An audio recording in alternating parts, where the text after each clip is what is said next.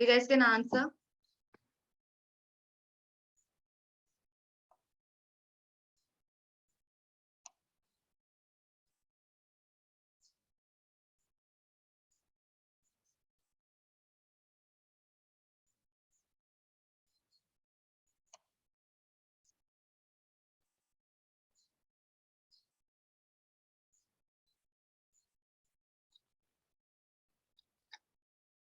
Two people are done. That's great. Other quick, yeah, come on. Don't worry about right, wrong. Just try.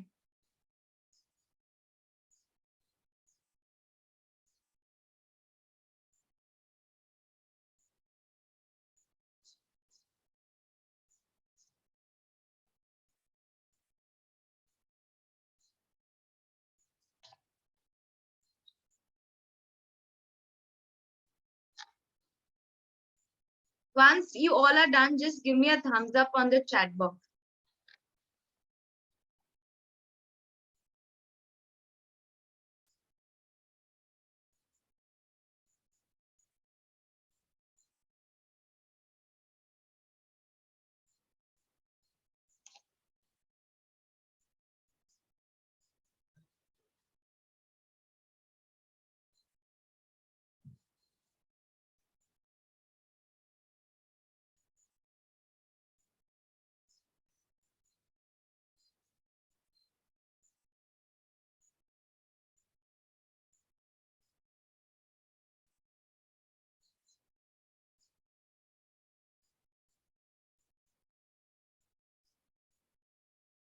Four done.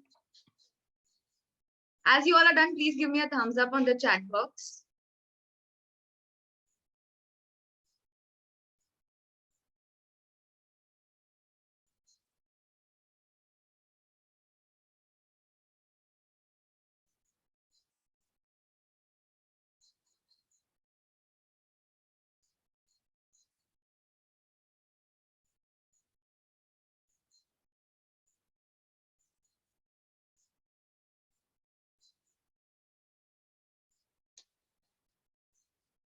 Eleven are done. Quick.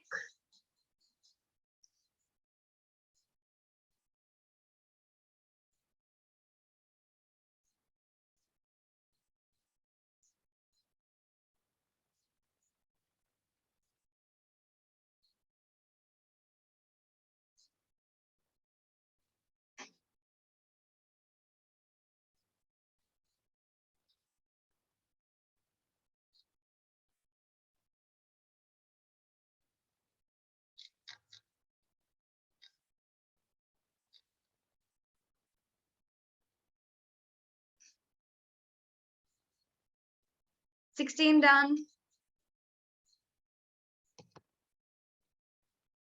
Last 1 minute, guys, before I end the poll.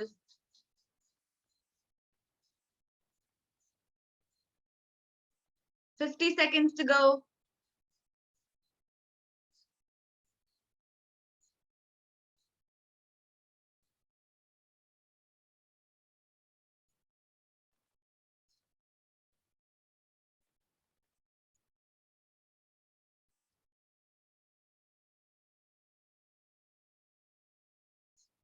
Last 30 seconds.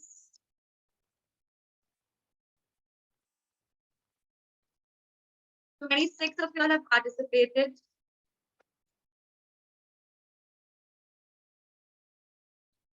Last 15 seconds.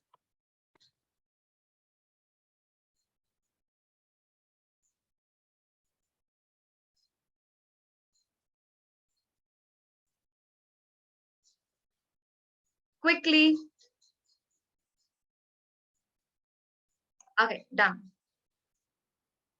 So I had 27 of you all participating out of 49, which is pretty good.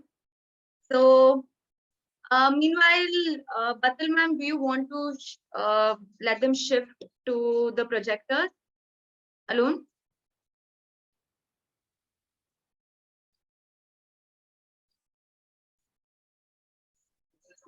Yes, you can shift.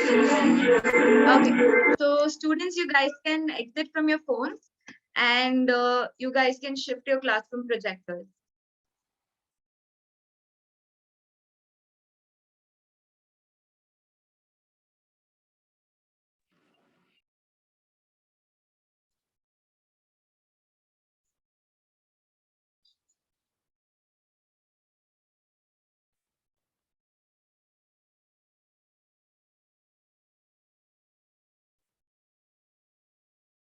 Okay, so meanwhile, we have that shift.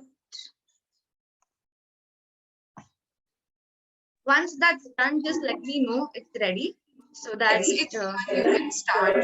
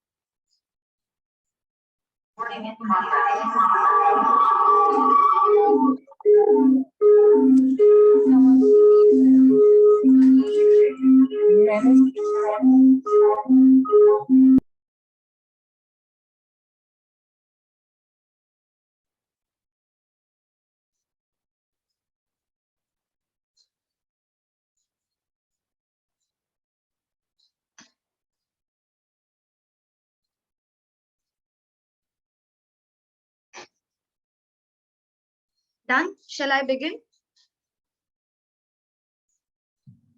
Hi, yes, you can begin. Everyone's Yeah. ready.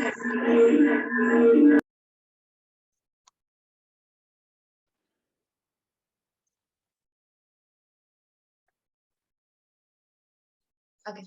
Is my screen visible? Yeah, great. So welcoming you all to an amazing interior design session. So today it's gonna be more about sharing with you all the practical aspects about interior design. What exactly you should expect, how it goes about, and what are the things which you really need to ace as an interior designer. So all your hands on. Tell me one thing. Which interior designer, who are the top three interior designers in our country that inspires you a lot?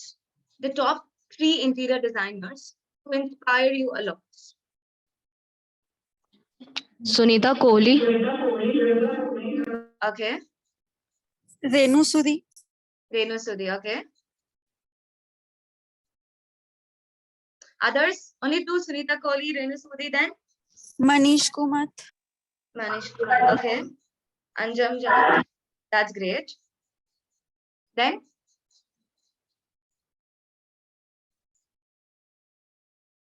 okay. So you guys have seen their work. Have you gone through what have they achieved? Have you gone through what is the kind of work they do? Have you gone in depth or seen what exactly are they doing? Yes.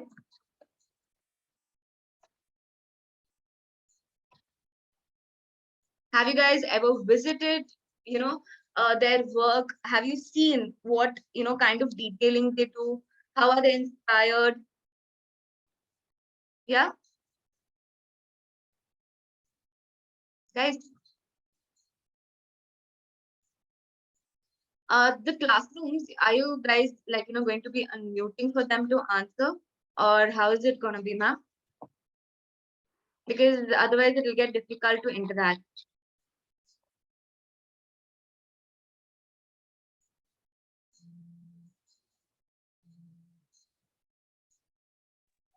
Hi, ma'am. If they can text you the answers like chat That me. works. That works. They can use the chat box. Yeah.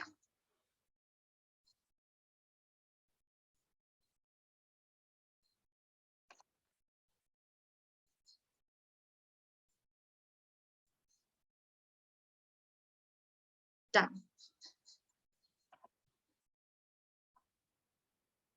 Okay. So what is interior design? What did you guys majorly answer for this? Aesthetic, utility, or it's aesthetics with utility?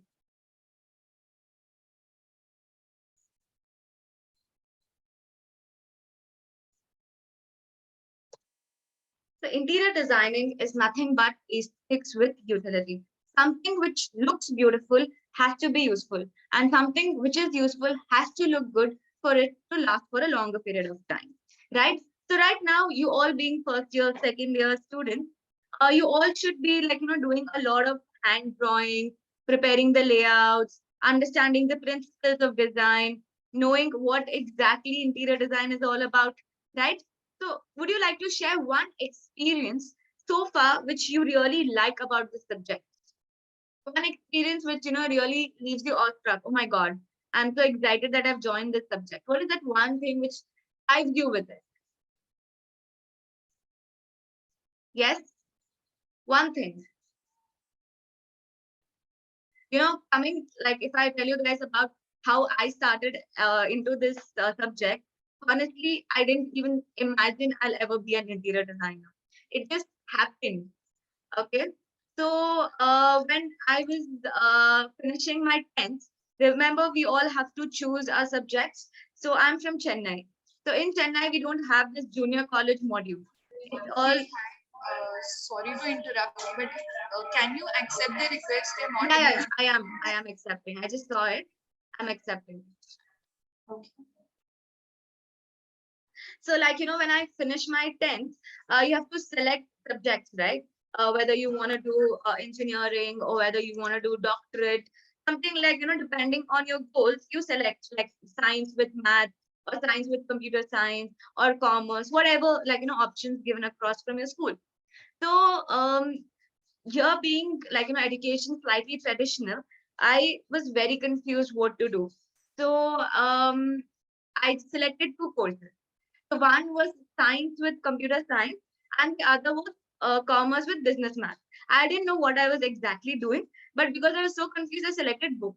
And after what so happened, the principal called me and she said, like, what is wrong with you? Tell us one thing. You can't select two.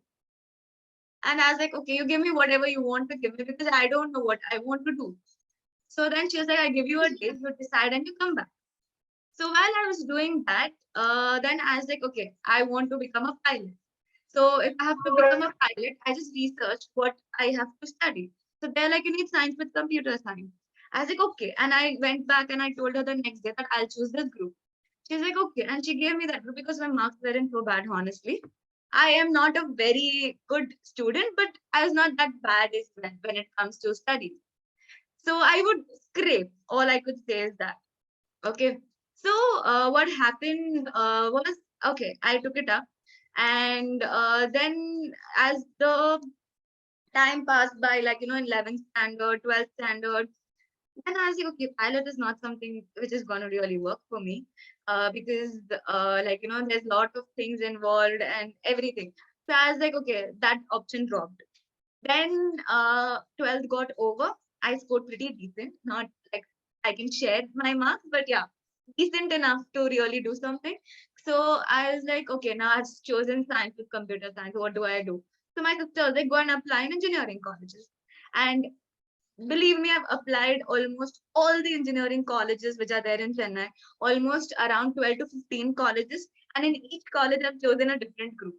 In one, I've chosen CSC, in one, I've chosen IT. I've done all this crap.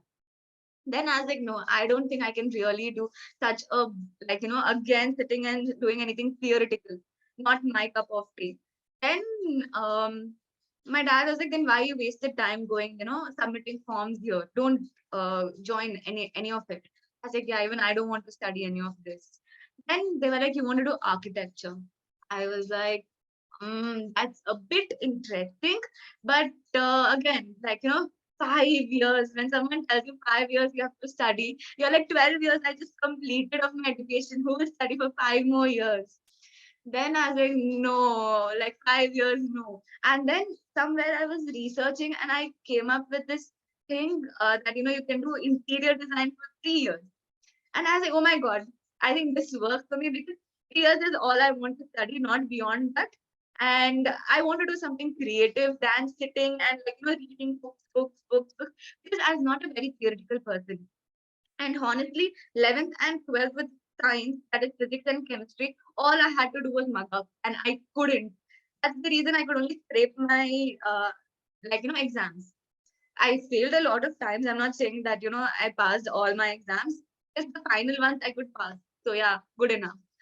So as like, I don't think I can again do theoretical based studies. So I want something creative where, you can think, where you can engage. So that's how I came across with my BSc Interior Architecture and Design. And thankfully, I just got into it. No ambitions, no dreams, no goals, but something which just got into me like without any effort. It is like that. Like, when I look back, I think this was where I was sitting. Like, I didn't even visualize this when I was in my first year or second year. All I was doing was, going with the flow, enjoying the process. So while I was studying, right, my first year began, and and back then, 10 years, 12 years back, so 2012, I passed out from school. So yeah, it's exactly 2022, right? So 10 years back, if you see, interior design was not a course which people would select. So, we just had like say around 10 to 12 people in the classroom and just a small infrastructure and everything. But the experience, those 3 years are the best years. Like those 3 years I studied, those 3 years I studied without any effort, I would say. I enjoyed the experience and also I enjoyed the process. So, when we were doing our internships, when we were working with stores, so we had superb exposure. So this is one thing I would really want to share with all of you all, whether you are in your first year, whether you are in your second year or third year. One thing which you all have to be extremely strong with is your communication skills. You really need to be extensively strong with it. That's one of the major process of design. You can be too good with your artwork, you can be too good with your software, but if you don't know how to communicate, you don't know anything. Believe me, like I was an introvert. Like I wouldn't open up even to the closest circle of mine. But because I love what I do, I ended up being an extrovert. So when you talk to me about interior design, you would not believe that I am slightly introverted kind of a person. But when you talk to me about my personal life, I might become slightly introvert. So, this is something which really brings out, really the best of me. So believe in yourself in that way and experience. Don't just sit in your campuses and do just the theory based work. This is a kind of a subject. The more you go out, the more you explore, the more you experience, you learn better. The faculties, the teams can support us with the base. They can give us the seed, but you have to grow as a plant, right? So that's how this process of design is. It is not something we sit in our classrooms on a day-to-day basis and just draw the sheets or learn the software and step out. You cannot fulfill the requirement of your clients if you don't know how to communicate with your clients. If you don't know how to communicate what you're visualizing, more than sitting and doing hand sketching and all of it, it's the art of storytelling, which you all have to ace in the 3 years, for which you have to step out, you have to do your internships, you have to utilize your best 3 years. Honestly, I did that. The first year, because it's a very fresh year, and our class batch timings were only up to 1:30, right? So I had the rest of the second hour with me. Ma'am, I'll just mute all the participants. If any one of you all want to unmute or something, can you drop me on the chat box and I'll let you do it? Yeah. Because there's a bit of disturbance, right? So that's why. Yeah. So like, first year I worked as an after school teacher. And I know it's not very relevant thing, but because I was totally free for the second half of the day, the first year I just prepared my basic resume. I went for an interview. It was a very like, a random thing which I did. Then they selected me and I was like, okay, they selected me. And I just joined in as an after school teacher. You know what was the experience I learned there as an 18-year-old is to convince parents to send their kids over here. Like, I don't even know what, like, they should be thinking about education, or I don't even know. But I was convincing them. So that's where, when I can win a parent's heart, like, sending their toddlers who are like 1.5, 2 years old to a play school, I can easily convince like, my clients to really buy my design. So that's the first skill which I learned. Even like, before I was acing my drafting skills or my software skills or any of those things. The first skill which I learned was communication skills, public speaking, because these things really help you communicate what exactly you're thinking, how exactly you're thinking.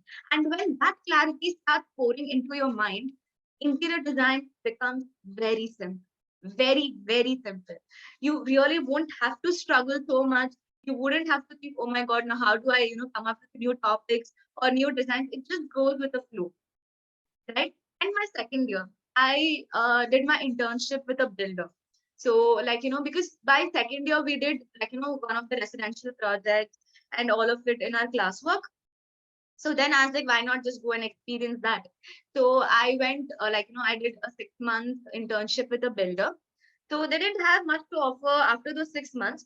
So, but those 6 months, I learned a lot. I learned my software skills there. Even before I was taught at the campus, I learned AutoCAD there. And trust me, I learned it within 3 days. And till today, I cannot forget. I can, like, I don't use software for a month, literally for, 1 or 2 months. But the speed I was trained there, the way I was trained there, I cannot forget. So even now, if I sit with you, I can finish one of my project drawings. That's the speed I was trained with. So in your campuses, you will learn the base. But to speed up practically, all of these trainings you all will gain with your internship, because over there you'll have pressure. Over here, you only have the pressure of education. Over there, you have the performance pressure of really delivering what they're asking you for, right? So unless that pressure doesn't come upon you, you do not really like put yourself into that phase. So train yourselves to finish your work on time and with perfection, right? So that's what you learn in your internships. So I did my 6 month internship there. And after working with the builder, like, still I had like say 1.5 years of education left with me.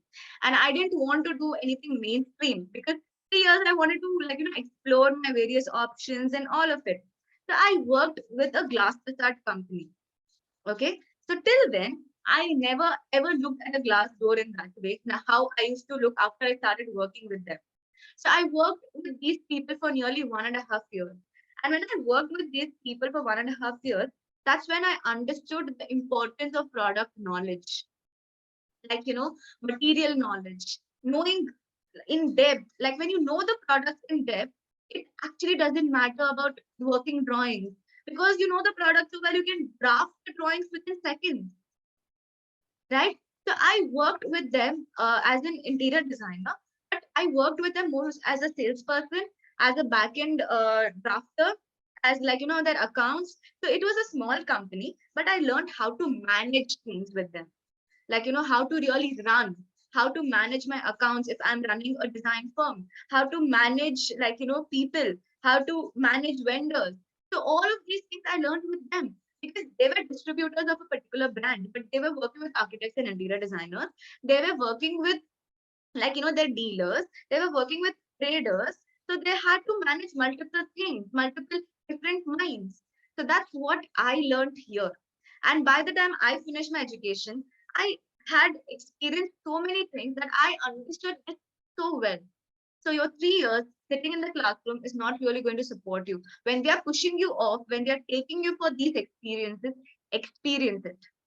Don't just go and have a look like a third person and come back.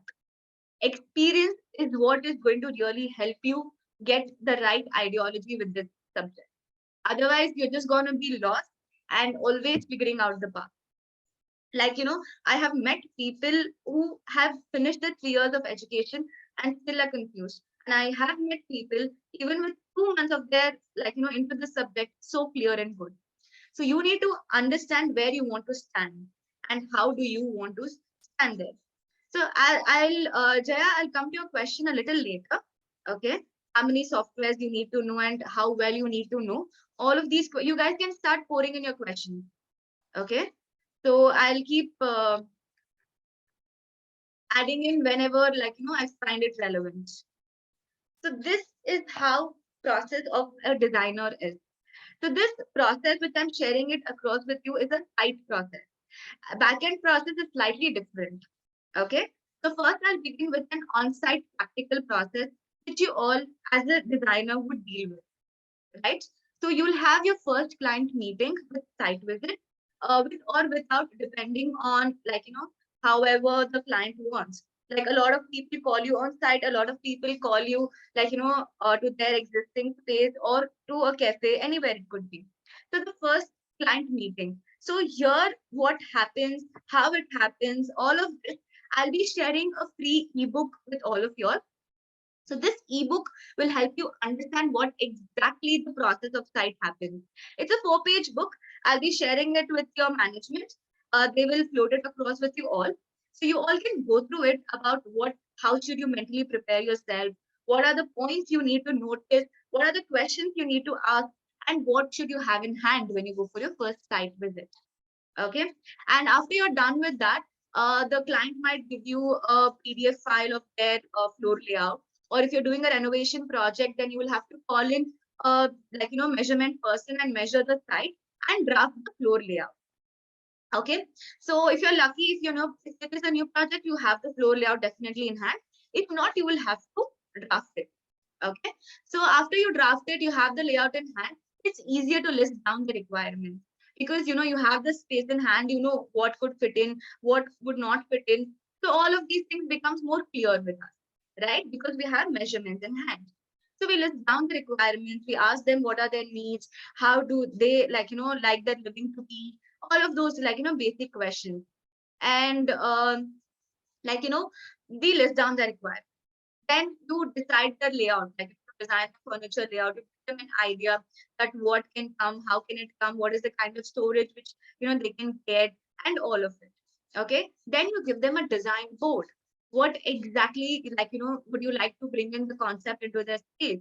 How would they find it relevant? So there's a basic design idea which you need to give them so that they get a very good understanding about why have you designed the furniture in this way, or why have you designed the furniture layout in this particular way. Okay. Then materials board. See, what happens here is that between the design board and the material board, you guys would be like, why are we doing so much of work? Honestly, if you do it in a process and if you have a structured process, it's any day easier to bring out your credibility and to really work as an interior designer. The more confused process you have of your work, the more difficult it is to finish your work on time and to deliver on time. Okay, that's the reason I put a process in work. Unless I don't do that, I can't manage multiple projects, I can't manage multiple division of my work, and I really can't deliver wherever I am. Right? If I'm sitting here peacefully, it's only because I have a process ready. Otherwise, you would see a bit of stress. Say when you guys are not able to complete your design before, in proper time, you all are stressed, haven't slept properly, like too many confusions in mind, right? You can't speak with clarity. So when you have a process in hand, it becomes very easy and you can talk confidently, like how I am able to today, right? So when you prepare a material board, it becomes very easy for you as an interior designer to prepare a 3D design. Otherwise, in 3D, you use some random materials, and then the client is like, I don't like this, I don't like that. And then you don't have proper pictures, you're not able to visualize properly. And you both, have a lot of misunderstanding.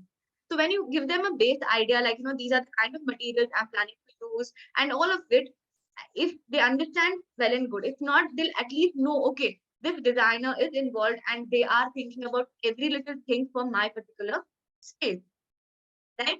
Then you go about with your 3D design stage one, you give them a few, they might like a few things, they might, ask for a rework. So stage two, if you give them a design board and the material board, you wouldn't go beyond two changes. Why? Because you will be 60% clear about what exactly they are looking forward for, and that really saves a lot of your time. So that's the reason this extra effort will help you to save a lot of time with your rendering, right? So design stage one, 3D design stage two. So once this is over, you actually go to the stores, finish your final material selection. And meanwhile, your material selections are happening, your back-end work, your technical drawings are getting ready. So you prepare, as per the process of work which is going to be happening on site, your technical drawings also go. So that's the process. First, your civil work happens, then your flooring work happens, then your electrical, plumbing, all of this. So the flooring, electrical, plumbing is kind of simultaneous, because you'll have to take your pipes and wires through the floor, all of it. So these drawings go on site together. The same thing as your false ceiling drawings also. So once all of this is almost ready, then your furniture detailing and the furniture detailing happens, right? So this site work happens in this particular process, and then you hand over, right? So this is how exactly your process of design on site happens. Okay. So while this happens on site, see, I'm not saying everything is going to be perfect once you put in the process, all of it. No, there are going to be hiccups. There are going to be slight changes, but you should be strong enough to understand and do it instantly and not waste your time, right? So that's the reason why I put a process in hand. Now say I'm sitting here, there could be some mishap happening in one of my sites, which is normal, but I have to be analytically strong enough to handle it, right? So your analytical mindset plays a major role here. So at any stage, anything could go wrong. So your presence of mind can really help you build that. So that presence of mind was built for me when I did those 3 years of experience of working with people, right? I worked as a salesperson, I worked as a draftsman, I worked as whatever you could say as a designer as well, right? So this is what really helps you understand when you do your internship. So when you're going for your internship, go with goals. What you really want to learn from this company. What is the kind of growth you want when you step out. An internship could be a temporary process, but that could become a permanent work field as well. So when you're stepping into that company, step with goals that in the 3 months, I will learn at least the process of design of site, or I will learn at least how the backend works. I will learn at least how to deal with client or vendors or labor. So define your goals. Unless you don't have your goals, what you want to do, you will just be doing random things, and you'll always be I didn't learn this from here, or I didn't learn that from here. There are 60% of things which you have to learn from experiences, which no college or no faculty can really help you, because unless you don't experience it, you won't learn it. How much of a seeding they do, unless you don't outgrow, you will not know. So if they are teaching you about one particular topic, go and experience that. If they're talking to you about certain materials, go to the stores, go to 10 different stores and feel the material. Only then you will be able to reflect with it. So don't just sit at this one particular chair and just expect everything to come in there, right? That phase is over. Now it's your challenge to really go out and figure it out yourself, right? So being as a beginner in interior design, how do you gain trust of your client, right? So, one thing I would really like to tell you out of my experience, not um, as a thing, but not as a professional, but something which, out of my personal experience, which I would like to share. Portray yourself as a confident person from day one. Not overconfident, confident. Why do I say that? Is because as interior designers, people will not give you work because you have a company, or people will not give you work because you have these X number of followers, or you are a relative or whatever crap. Okay, but people will give you work only looking at your confidence. So that begins from day one of your education days. If on these days, if you're lethargic or if you're laid back, if you try to showcase people how careless you are impacting your own personal brand. You're not impacting anyone else but your own self. So even if you know one small thing, be confident about it. Don't be laid back about it, or don't just be careless about it. Because this is the phase where you can experience all of this and you can also build yourself. Gone are the days where you have to really finish your bachelor's, master's to really start earning. Gone are those days. Like if you ask a parent's generation, that's how they would say it's a process. That you finish your UG, then you finish your PG, then you start earning.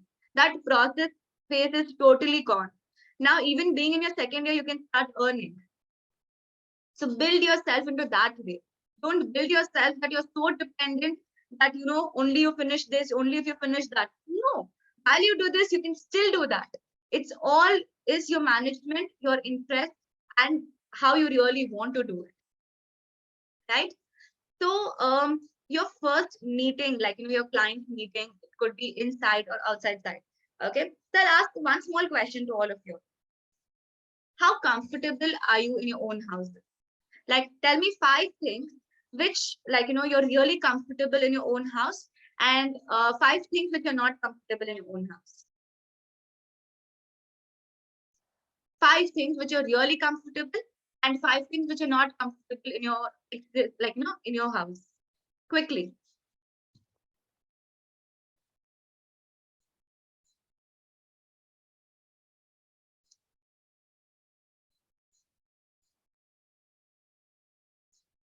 Yes, quickly. 5 things which are really comfortable. Like immediately when you think about your house, oh wow, I like that couch. I like that, comfort chair, whatever it could be. 5 things which you all are really very comfortable in your house, and 5 things which you're like, oh my God, I wish I had a better dressing. I wish I had a walk-in wardrobe. All of these fancy stuff and all of it, right? So tell me 5 things which you really like and 5 things which you dislike. Quickly.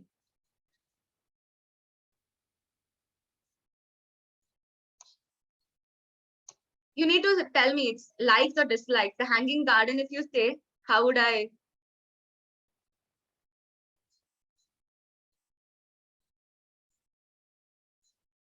Put it like 1, 2, 3, 4, 5 and give me a para so that it's easier.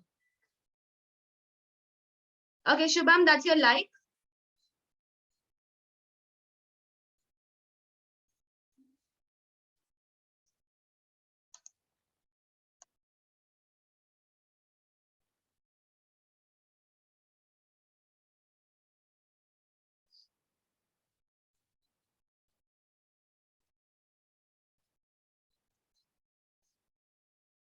Choice of color, comfortable, playing with colors. Okay. Entrance porch, comfortable in circulation, furniture design, color, garden. Uncomfortable in sharp edges of frames and light. Okay. Earthy themes, theme of the living room.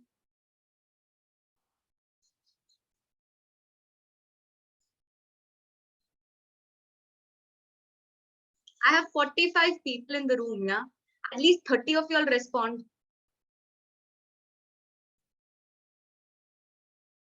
You love luxury wardrobes, comfortable dining, bed, balcony, terraces.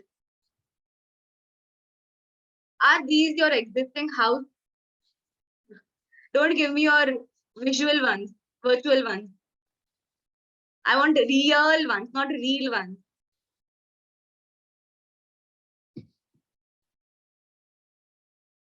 Uncomfortable with sharp edges of side tables. That's a practical one. Lack of storage. Comfortable in garden, wardrobe, lights, ventilation, natural lighting. Okay. Living room is comfortable. What is comfortable? I want to know that.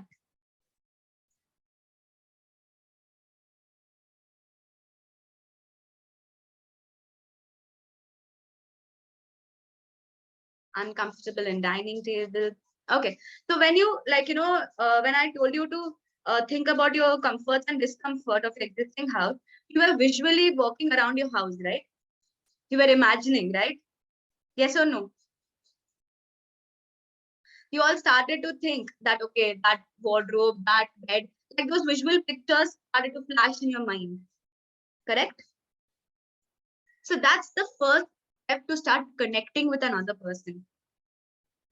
So start letting them work with their visual mind. So first thing you should ask your client when you meet them for the first time is, what are the things you're comfortable and what are the things you're not comfortable in your existing space? So when you start asking that question, they, number one, feel like, okay, this person really wants to know my necessities. So when, like, say, Chavi is my client, okay, and I meet her for the first time, and I only talk about me, and myself, and I tell I do this, I design it that way, I do all of this. You'll be like, okay, but this is my house. It has to be in my way. But the same me thing, if I turn it out to, and I'll be like, Chavi, what you really like in your existing house? What's your comfort zone? And when I start asking you, what is your thing, you start connecting with me. Okay. And that's what breaks the ice with your client. Okay. That's very important. You not only build, you're not only getting a client in interior design, but you actually build a relationship with them, you build a bond with them. So when you do that, you really have to connect with them. So for which your first 2 to 3 questions have to be very relevant on connecting with them. You can't directly just go and talk about yourself. So if you want to sound confident and as a beginner, if you really want to connect with them, ask them what is their need. Ask them what is their comfort zone. Ask them what they really like. So when they start feeling that yes, they are more important here, they start interacting with you better. They start listening to you better, right? So this becomes your first step. Okay. So ask them what are the things they are comfortable in their existing spaces and what are the things they are not comfortable with their existing space. So when you ask them, they start reflecting. And when they start reflecting, they start connecting with you better. Okay. That's your first question. Okay. To portray yourself more confident and to not worry that you have not done any projects in past. Number 2. Okay. Give them some ideas. Okay. Don't go for your first client meeting without preparing. When you're talking to them and when you're scheduling the meeting, ask them a few set of questions. How many people are going to be living in that house? What are you looking forward for? What is the kind of support you're looking forward for from an interior designer? Then, if you seen any reference pictures? Do you have something in mind? If you wouldn't mind, can you share it with me? Your first meeting is where you actually lay the impression. Okay, so prepare a base presentation and go. Ask them for the floor layout and give them some good conceptual ideas. Give them some good design ideas. Prepare one room's mood board and go there. Tell them, because this is this kind of a space, and I understand there are this kind of people who will be living in this house. This will really help you reflect your design ideas better.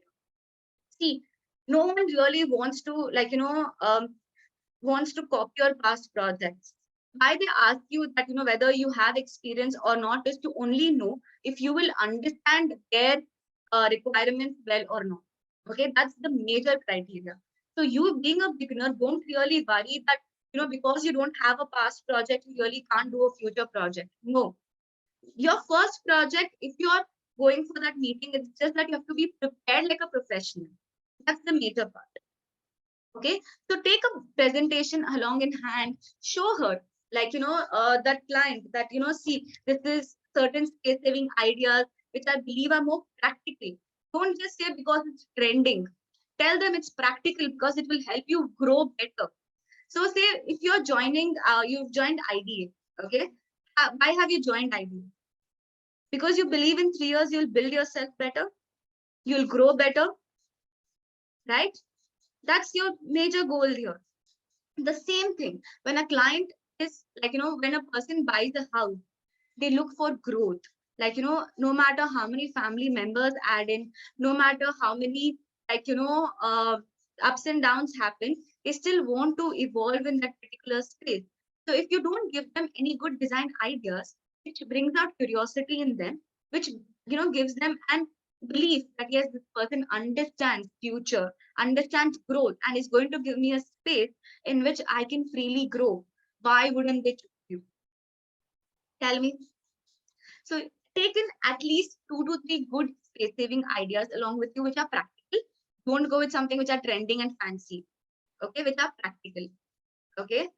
Then you have to also take in good reference pictures along with you, so that you are actually sharing good ideas with them. See, in the first meeting, what happens, because you're nervous, you're not able to express yourself really well. Okay. So if you have good reference pictures in hand, you can show them see, this is the kind of thing, but over here we can modify it in a better way. Right. So give them some good 2 to 3 tricks and tips, all of this, and tackle their mind. So when you start connecting with their mind, it becomes very easy to really connect with them. Okay. And after your first client meeting is over, jot down 10 important discussion points which happened in the meeting. Okay. That's called as minutes of the meeting, and share it with them. So they will know, okay, she was attentive. This designer really listened to me, and I think they will deliver me right. So these are all the steps to build your credibility as a beginner. Okay. But this is something which I still follow. Okay. Everyone wants to feel important. The more you make them feel important, the more it is easier to really gain their trust and to gain projects. And as interior designers, it's very, very important to keep that trust with them. Right? So every meeting, everything needs to be documented here. So don't really be lazy when it comes to documentation of conversation. Then comes your next step, prepare a very beautiful floor layout. Use your software skills here, your presentation skills here. As I told you, your communication skills play a major role here. So always keep working on building that. And during your college is the best time to do that as well, right? So build your communication skills, build your presentation skills, because it matters a lot. Seriously, it matters a lot. I'll be showing you a few mood boards and a few client presentations, all of this, but it really changes a person's mood if your presentation is really good, right? Keep it short, keep it crisp, but keep it also very presentable and engaging. Don't just be like where you have to keep talking. Certain things have to be self-explanatory. Like when you read this slide of mine, so when I've written this process of design, so when you read it, are you able to relate with it? So even if I don't explain in detail, at least 40 to 50% of the content which is present on this slide, are you all able to relate with it? Correct? So that's how few things have to be self-explanatory. So for which your communication and presentation skills are important. Okay. Then comes the third, listing down the requirements. Don't trust your storage space in your brain so much that you end up being overconfident. Still, be old school, carry your book and pen and list down the requirements, either digitally or paper and pen. I still carry a book and a pen. If you want, I'll show you my book also. And you'll be like, what the hell is wrong with this woman? You let it be like that. But I still carry a book and pen along with me, and I still write down, because when I write down, I don't forget.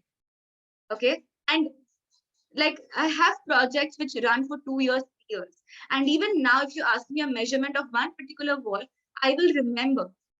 Why? Because I hand drafted it. Just roughly to explain my junior designers, but because I was hand working it, I remember every little thing. So when you do things by yourself, you remember things better, right? So always list down your requirements, list down what the client is telling you. That's the reason I'm asking you to send minutes of the meeting at the end of the conversation. Why? Because that person will be like, oh my God, she noted everything which I've told you. So when, the other person starts feeling so important, they're like, though she's a beginner, I think she'll do a better job than a person who's experienced. Right? So that's the stages of credibility you all build with your client. Okay, so listing down of your requirements plays a major role here.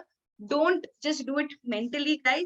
Always write it on a book and a pen, or like on your iPads or wherever, like on your keypad, wherever. But also remember, when someone sees making notes, like say your client is standing in front of you and they see this designer is writing down all the important points, it actually builds on the credibility in front of them also. They're like, okay, because when they just talk, a lot of people think, okay, she spoke to me and went, but I don't know how much she's understood. But when you write down on things, the person starts believing that this person is actually understanding better, right? So it is a point of credibility as well. Okay, all of these things are very important. Don't think that, oh my god, it's very old school. Take an iPad if you can afford one. But even though if I have an iPad, I don't do it in iPad. I always write it in a book and a pen. The reason why, because that person thinks like, okay, she is noting down like very intensively. So even they reflect on a lot of their thoughts while I write down, right? Then comes your working drawing. So I'll be showing you guys a few examples about how your elevations should be, how your working drawings should look like, all of it. But these play a major role. The reason why, because if your working drawings are in detail, it really helps your workers work better. Okay, and it saves your time of visiting sites extensively. Like today, I visit sites once in 10 days because my working drawings are in detail and are in are very clear, right? So ace this skill because this will help you save on time. Okay, and also ace on one more skill, that you finish an entire project's working drawings within 2 hours. Yes, I'm not kidding. You should not take beyond 2 to 3 hours to really prepare a working drawing of any project of yours. So that's how you should work on your speed and all of this, right? Then comes your presentation. Okay, so I'll just show you guys a few presentations and all of it. Meanwhile, you all can share in your questions if you have any on the chat box. I'll answer them for you.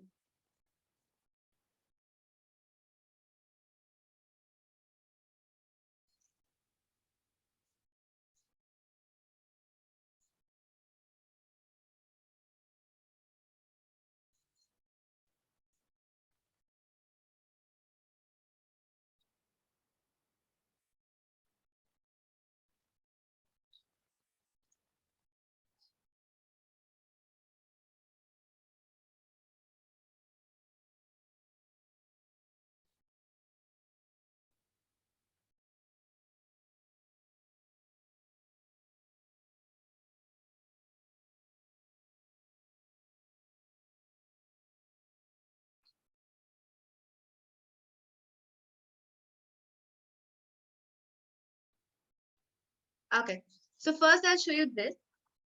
So this is prepared by one of our students. Okay, so basically when I tell you about design ideas, about design concepts, like getting in clarity about like what exactly should you present as a design idea. Just a second, ma'am. I'll unmute you.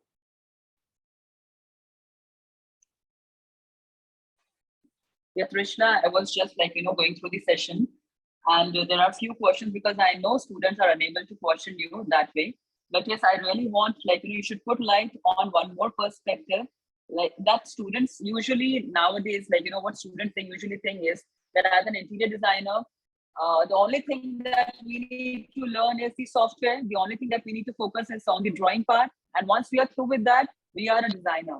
As you told about your experience, as as a designer, I have experience in my professional time that more than academics, what is more important for the students?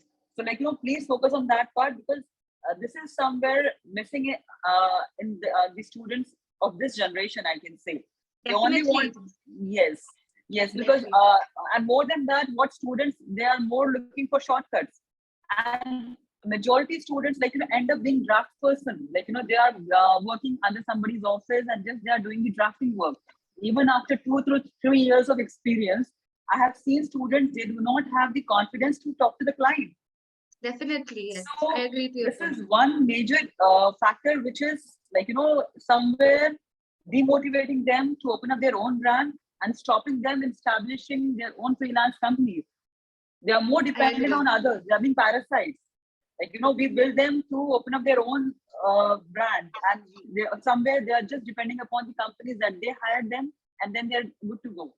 So please focus Definitely. on that particular point also, because the pointers that you have mentioned, I'm listing out all the points. They are really very important as a designer that they should know. But most important, as a professional, you need to understand that academics is important, no doubt. But with academics, what all things are more important that will make you look like a designer. I So, had been highlighting a few points. I'll go yeah. in depth at the end again properly. Yeah. Yes. Yeah.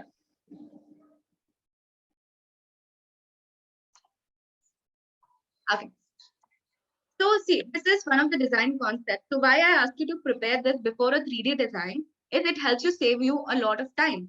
So when say I give you some, like, to a client, if I give them something like this, like, content, and then I give them a floor layout about how exactly that space is going to look, right?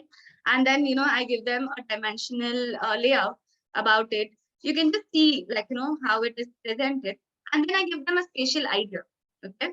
Like what is coming where, I've numbered it, and I'm giving them a concept. Like, what colors would look beautiful, how the sequence would come up. Don't you think even the other person will get a bit of clarity before you start working on a 3D? Just with your basic floor layout, if you give them this kind of a presentation, don't you think the other person would understand better? So this helps you build in your credibility.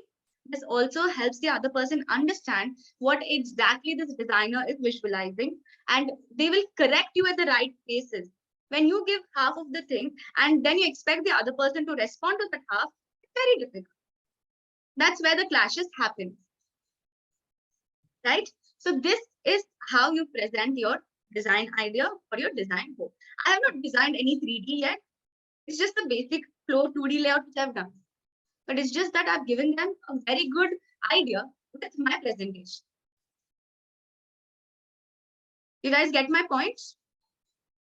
So when I talk to you about the importance of presentation, so the same thing, we do it for our clients also. Okay, like say a very, very small thing. Okay, because like, a lot of people are not able to visualize it because they're not used to it, right? But we do it on a day-to-day basis. So when they're not able to understand, it is okay. Do that extra effort of really making them understand. Okay, so this is how I present them. So this was their CAD layout. Okay, this was their elevation. They didn't understand how the shells would look. Very basic things. But if they didn't understand, they didn't understand. Let's not interrogate, but give them a solution. I had the 3D design, so I told them which side is what is coming. I had their elevation, so I told them what exactly where it is coming. It was a very small thing, right? But this gave them a very better, this gave them a clarity, right? You all now understand what I'm trying to explain? See, even you as a student, this is a very small thing you could do for your first project, right? To really pitch better. See, where 3D designs are ready, I use that as a reference. Where I didn't have a proper detailed 3D design, I gave them this as a reference. So this doesn't make them feel important. It's a very small thing, right? But little effort from your side really helps the other person trust you better and helps you build better, right? So another small thing, like, I was giving them, so this client, I did their 3D design for their elevation, but the 2D, like, interior wise, it just started. Okay.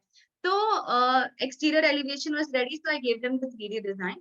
And the floor layouts, what I was thinking about.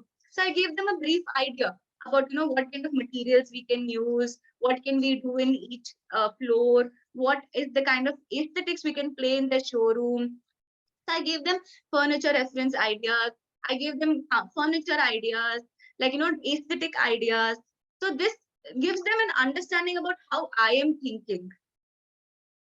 Like, how I will be beneficial for them, right? So you have to create a need, because there are lakhs and millions of designers, guys. If it is not you, it's somebody else, but it has to be you, right? So build your creative ways of communicating. Don't stick to one thing that, okay, this person is not paying me, then why do I do it? Create the need of this person paying you. Unless you don't create the need, why would the other person pay you? And if you just want to, sit in one space and, just sit there and think that everyone will come and serve you there, no one is going to do that. We need to step out, we need to do it, and we need to put in that extra effort. Right? So this is how your presentations are supposed to be. Right? Are we connecting on this point? Like, are you guys understanding what I'm trying to explain? Right? So how to work as an interior design, right? So as Batul ma'am also told, that you guys, you study for 3 years and then you just end up working as a draftsman, you end up working as this and that, and you all feel lost. I have met nearly thousands of people. When she introduced me, I just realized that I've sent her the old profile, or, we didn't edit our profiles in years. So basically, I have been training people since 5 years. Okay, so I started training programs in 2018 December. Okay, and then 2019 I traveled to nearly 27 different cities in our country, and I conducted my design workshops. Okay, so when I was doing that, I met a group of nearly 18 years to 55 years, and I have seen people with 10-12 years of experience not able to do much.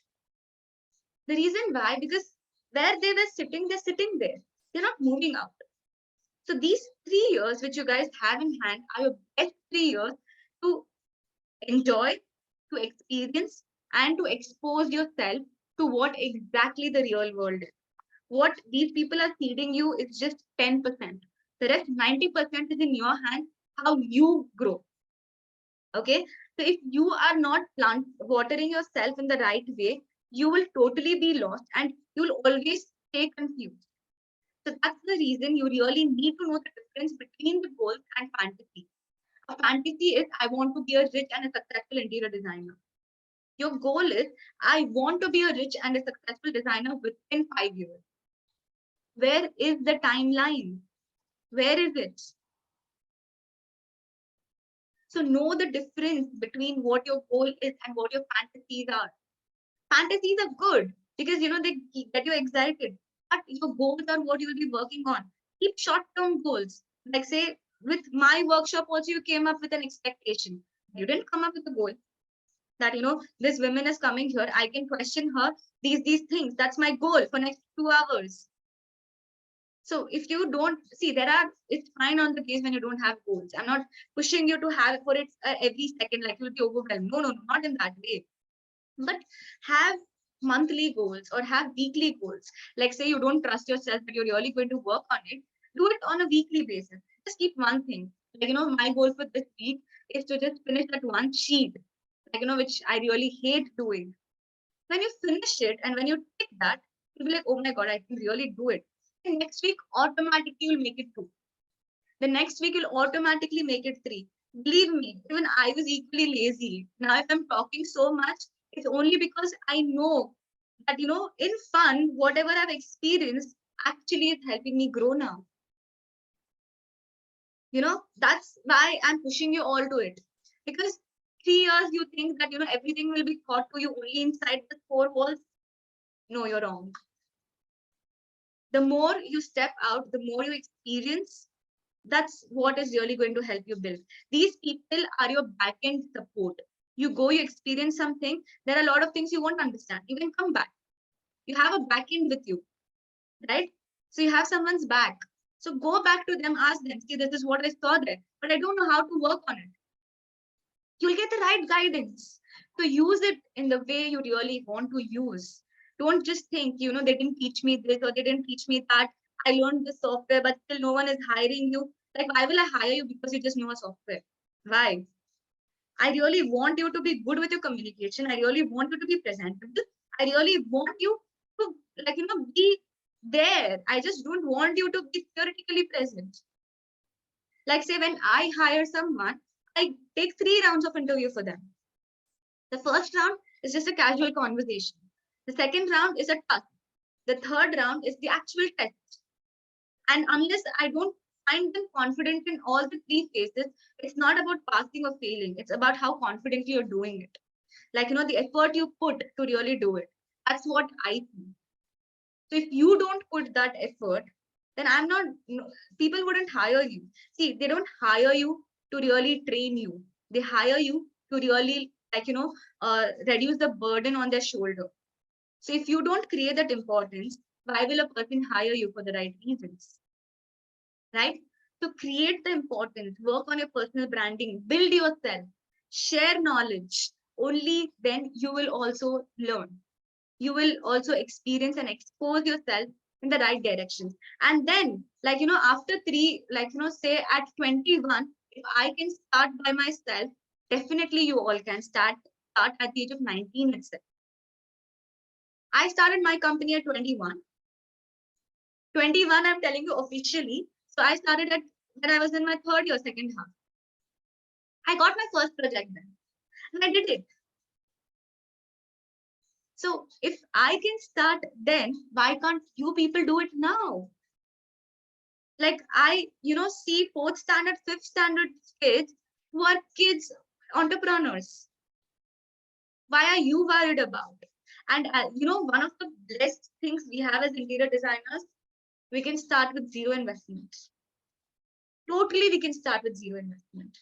The only investment which you have is your laptop. That's all. Nothing else. You don't need an office. You don't need anything fancy. Nothing. You only need your creative mind and a very good laptop so that you can showcase it to them. What you're thinking about. Right? Knowing one 2D software and one 3D software really well is good enough. Really, it's good enough. But you should be really very quick in these 2 things. Like, when I'm saying I can finish working drawings within 2 hours, that's the speed you all should train yourself into. Because you're not the drafting person, you're a designer, you're a creative person. You have to be there present. All if you want to do is sit in front of the system, then become a software engineer, no? Why are you becoming an interior designer? So if you're a designer, you have to be present. You have to build. So when you're building, you can't sit in front of the software and draft one line for 4 hours, 5 hours, 6 hours. Managing your time plays an important role here. So right now, focus. Build yourself in a way that when you step out, you're confident to really start by yourself and not to be a slave or jailed under someone else, where you're like just being paid peanuts. When I started hiring interns in 2019, I was so upset. Honestly, I was so upset. Generally, I don't believe like, hiring people without paying them. Even if I'm hiring you for a month, I really want to pay you because I am using your talent.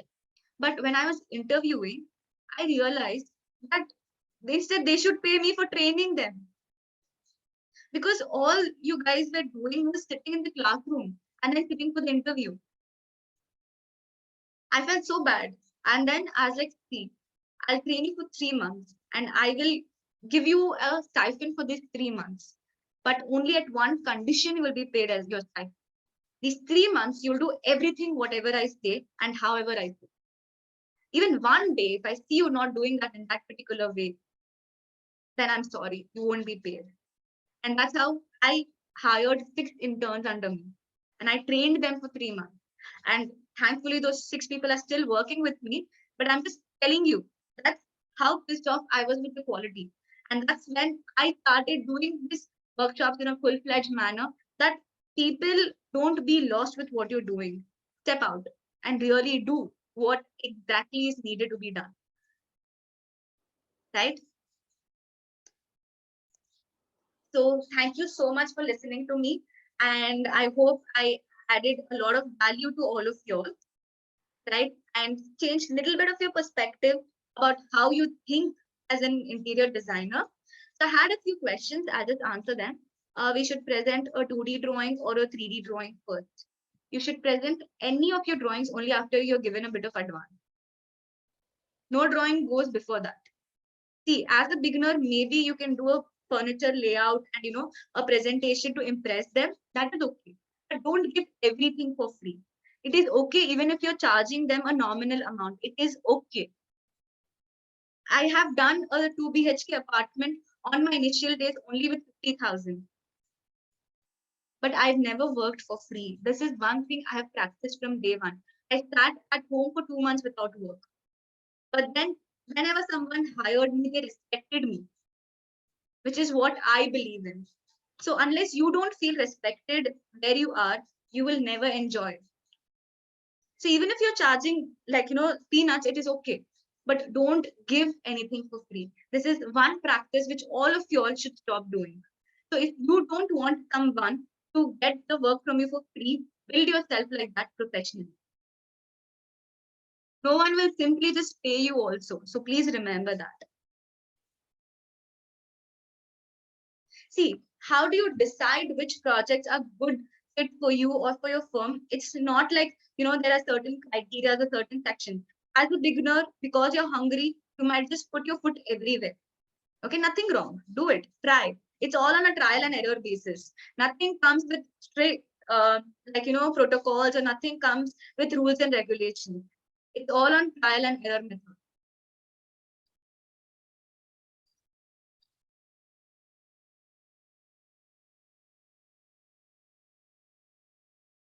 I had a few questions on the top. Yeah. Being an interior designer, how many softwares we need to know properly? I think I've answered that question. Yeah. One 2D software, one 3D software. These two should be in your fingertips. Like you have to be super strong with it. Being a beginner as an interior designer, how do we gain trust from clients? I think I've extensively explained that topic to all of you all. Yeah. If you have any questions with whatever I've explained, please feel free to ask. We should present them 2D design at first. Okay, that is done. Is social media an important part for an interior designer? Social media is an important part now for everyone. It's not only as an interior designer, or it is not only as a fashion designer. It's a platform to communicate what you think, what you visualize. Okay, so don't stay away from it.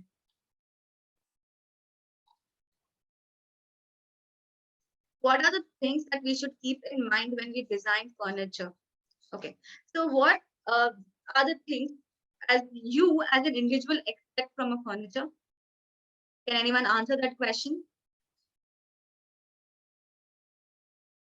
Yeah.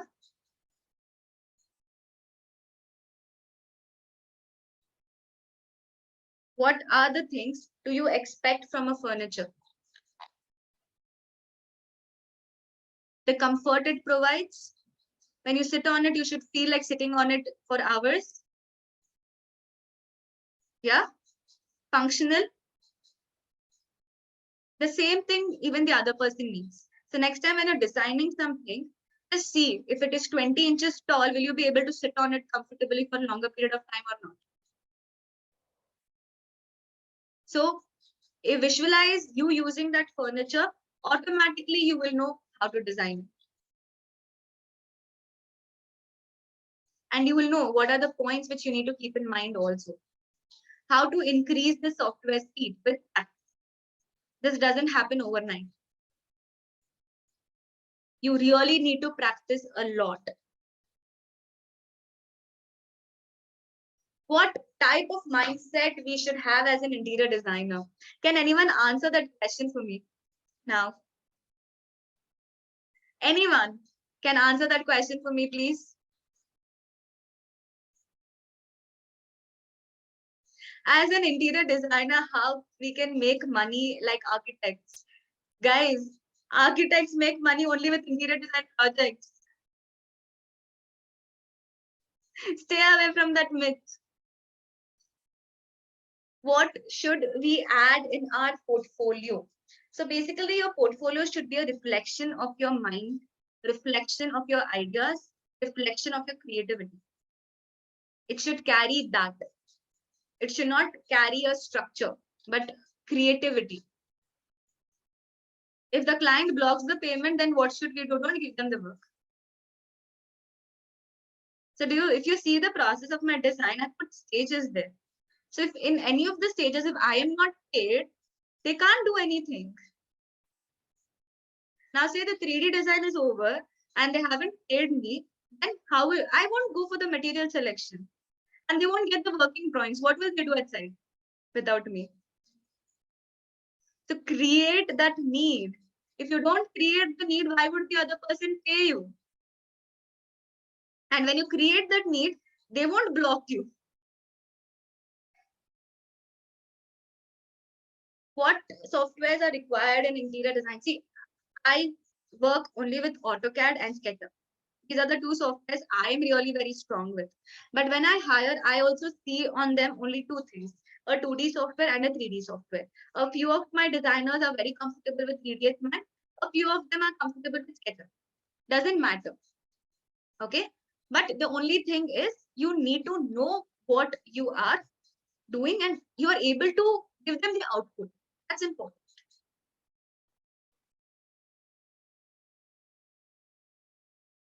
Okay. Creative conceptual ideas have flushing ideas. How did the internet affect your work? Internet, it does affect. It's pretty annoying because now people are exposed to a lot of things. So they think they know everything, but still, they forget that even if you know everything, you need to visualize how useful it is for you. So, creating that, giving them that clarity between these Pinterest images and the real life is a bit challenging, but it's fun. Everything as you evolve, you need to face the challenges. Whether it is in residential project, whether it is in commercial project, whether it is an institutional project, let it be any kind of a project I'm working with. Number one is the timeline. I ask them, are you willing to finish this work within 6 months or not? If not, then I'm not a part of it. Because I cannot run behind them for 2 years, 3 years, where it's of no use. So number one, timeline. Number two, I tell them how exactly the 6 months are going to be. And these are all the things which you guys will learn out of experience. These you can't establish it from day one. So what type of mindset we should have as an interior designer? An open mindset, a learning mindset, a mindset which is ready to listen, and also which is able to communicate effectively. If you're not good with your software, even that is okay. If you're not good with your drawing, even that is okay. But if you're not good with your communication, then you will not be able to establish it. Today, if you see Gauri Khan, does she have a degree in hand? She has a strong team. But she has a very good communication skill. She knows how to communicate, how to bring those ideas into life. That's the mindset of an entrepreneur, guys. So be strong, be confident, start building yourself and work on building yourself from now. One small activity I want you all to do is start keeping short-term goals for yourself. It's okay to have fun. It's okay sometimes not to fulfill those goals, but it is very important to discipline yourself in certain criteria. This is one thing which I was doing it from day one, and I really believe a practice which I think really builds me till today is with these short-term goals. I never start even one single day without working. Now I get worried on the days and I don't have, or I have to relax, because this is where I relax. So this energy has to be in you, and that comes only with discipline, consistency. If you have decided every day, like say afternoon 12 to 1, I will sit and I will learn a new thing. Try and do that for 10 days, 20 days. 21st day, even if you don't want to do it, you will do it. So inculcate some habits which really helps you build your tomorrow and together enjoy also. I'm not saying forget your college life. No, you should not. You will not get back these days. You would definitely need to enjoy your college days. But along with this 20 to 25% which you spend on building yourself also plays a major role. So enjoy, but also focus on these things because that's what is really going to take you forward and not something like, your chai wala or tapri wala, which is going to take you forward, where you go every day at 3 o'clock and have a chai and come back. Like in those places is where you build ideas. So if you believe 3 to 4, where you go to that chai wala, all of you all together, like, where you come up with creative ideas, go there and do it. It's okay. Who cares? But do it. That's what matters. After doing a job, if I dream to do as a freelancer, how will I get a client without having an office? After doing a job, if I dream, so if you dream, you'll just keep dreaming. So when you're doing the job itself, you have to start establishing, you have to start communicating. You need to go and reach people out and tell them that, yes, I'm ready to take up projects. I have an office. But do you know how many times in a week I go there? Or how many hours in a week I'm able to spend there? Can you guess?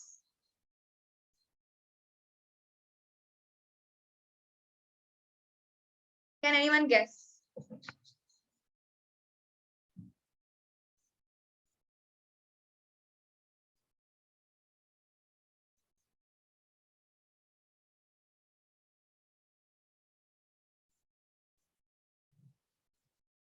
Hardly 4 hours in a week.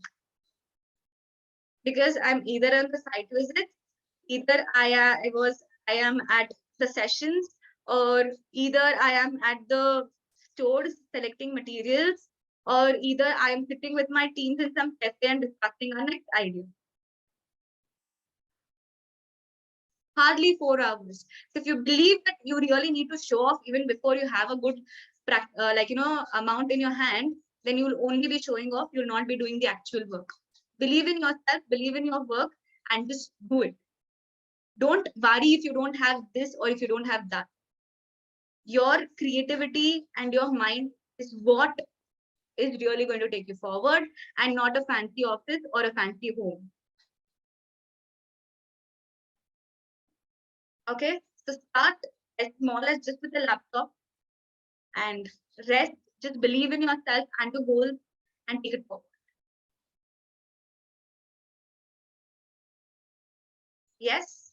So thank you so much, guys. And 1 second, ma'am. I will unmute you. Yeah. I hope I've answered all your questions. Yes, Trishlaa, my students are really happy to have this session from you. And I'm sure they have learned a lot from your experience. And it's such a good thing that you have given them a very clear picture that like how you started and where you have reached today. And this is no rocket science, it's just your dedication and willpower will help them to reach their goals. Yeah, and consistency, like you have to be consistent. Never giving up attitude is very important for them right now. More than just focusing on this software, that software, jumping over there, he's doing that, I should do that, fluctuating minds, this won't work. Having focus is very important, and I'm sure my students must have learned a lot from you. And yes, we are looking forward for the entrepreneurship workshop from you. I really want that you just explain about that for a few minutes, and then that's very important. Yeah. So guys, see, when I finished my college, right? So we didn't, again, our studies are more focused to a subject, right? Interior design, correct? But we don't know as a freelancer or as an entrepreneur how to build ourselves. Like there are a lot more things beyond designing which we have to take care about. Which is beyond just drawing or drafting. That is managing. That is understanding how to get more clients, marketing, knowing how to reach out to people, Asif, Batul ma'am and I have never met physically, but we reached each other. How? So there is some marketing techniques, right, which is working. She believed in me even without knowing me, right? So even you don't have to be present everywhere to build your credibility. But these are the marketing strategies which you use. You can build your credibility even if you're not present there. We just had twice a conversation on a phone call. I'm not saying she spoke to me 200 times also, right? But in 2 times, there was certain belief that yes, she believed in me that yes, I could deliver what she was looking forward for. And I don't know how she believed in me. Maybe she saw how my Instagram was. She saw what my previous, reviews were, testimonials were. So everyone needs to believe. And as an entrepreneur, you guys really have to establish that. So all of these things is what we will be learning in detail in those in our entrepreneurship and design workshop. I'll be teaching you how to build your personal brand as a student itself. I'll be teaching you how you can get in more clients as a freelancer, or if you start in your company, when should you hire? How should you hire? How should you invest? Where should you invest as an interior designer? How should you market? Like online marketing, offline marketing. I'll show you certain techniques about digital marketing, which is the future, right?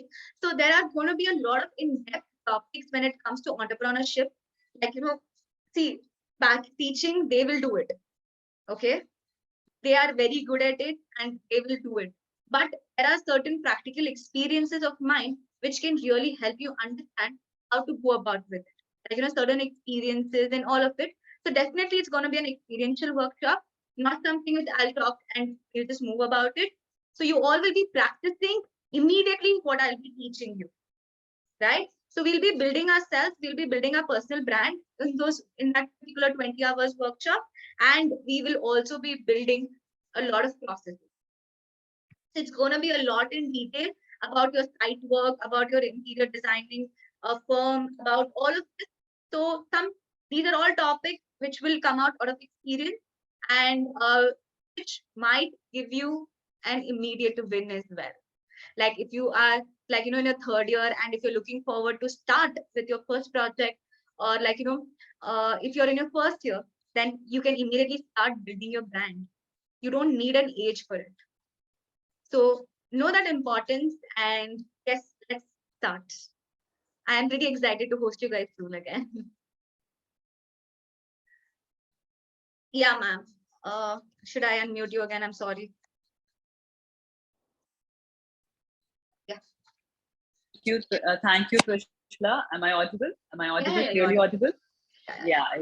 So I am sure my students would want to join your entrepreneurship workshop. That will be a 3 days workshop in which you will be giving the details about the how to build up a brand and how to build up your own freelancing brand. So Yeah, definitely we are looking forward to that sessions also. And I'll be sharing a small thing with you. It's an ebook. So I'll just share the PDF with you. Okay, it's a 4-page short quick one, wherein what they can expect or how they can train themselves for their first site meeting. And in this entrepreneurship and design workshop as well, I'll be sharing with you an interior design starter kit. That is what are the things you should have in hand when you conduct a meeting, right, how to give in the invoices. So all of these templates and all of these things, I'll be sharing it across with you all, our interior designer starter kit. So you all can use this whenever you start with your first project. Okay. So you will also learn how to prepare your portfolio, or when you're pitching in for a interview, or when you're pitching in for a client, whatever discussions, how to present, how to communicate. So all of these major practices is what we'll be working on during the workshop. I think Batul ma'am's thing is gone.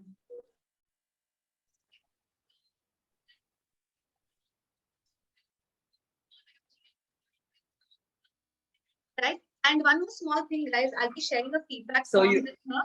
So I want you all to fill that link and share it back with me. I'll be sharing a feedback form with you, a link. So hi, Trishlaa. Hello.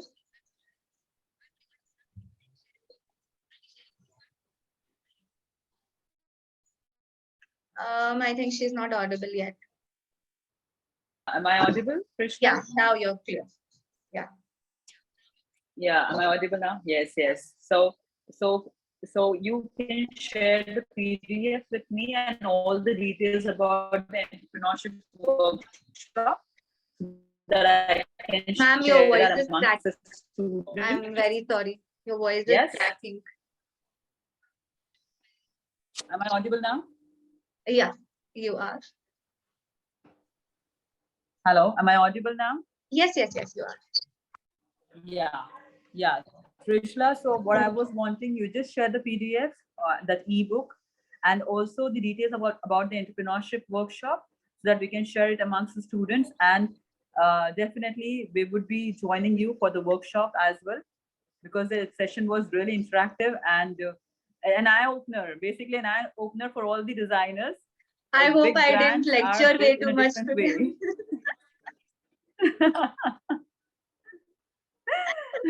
But actually, it's just an experience that I was sharing, whatever I have felt or whatever I've introspected. Yes. Nothing which was more made up or anything. So yeah, sometimes we go overboard. So yeah. That was very much needed at this point. That was very much needed for all of them, because you being of their age and they should know that how you build up your brand in such a short span of time. I mean, there is no rocket science, again I repeat, but yes, just the focus part is very important. Definitely. So once again, thank you, Trishlaa. Thanks a lot from the entire IDA team, from all the students who joined this session. And we look forward for more sessions from your side. Definitely, I would be happy to help you all grow. And do join us majorly for entrepreneurship, because it's very Yes. important that these skills are in you when you are studying itself. Because when you build yourself in that kind of a way, it becomes very easy to, like, you won't be scared to fail, honestly. And you shouldn't be scared to fail. If you're not failing, that means you're not trying. And I have failed so many times. I will share those experiences with you. I'm not worried that I failed, but I honestly did. So I will really share all of those experiences with you and how to overcome with them also. Yeah. So Okay, Trishlaa. So thank you so much. see you soon again. Done. Yeah, thank you once And again. ma'am, Thanks a I'll lot. be sharing with you a feedback form.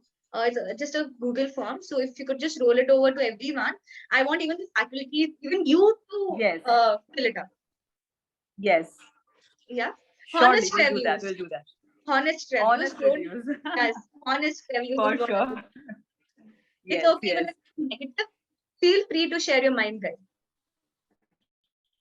Surely, dear. Yeah. Thank you once Thank you again, so Trishlaa. much. Thanks a lot for the lovely session. Thank you. Thank Yeah. you. Take care.